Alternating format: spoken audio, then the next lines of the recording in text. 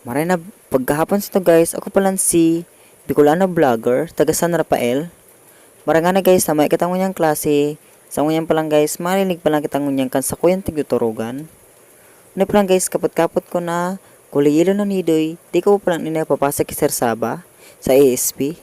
Maranga na guys, sama kita ngunyang klase para makalinig lamang takan sa kuyang tigturugan, makalatan pala ng nidoy.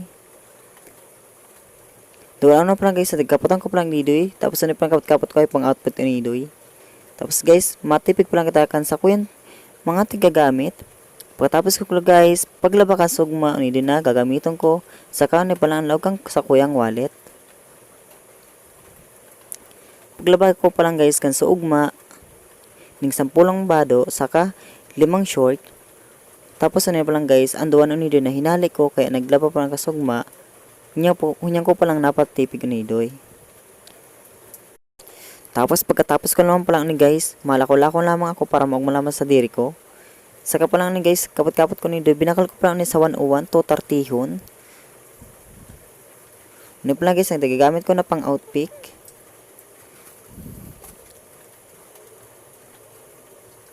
Kaya sa ngunyang guys, hanggang nagdi na sa naba.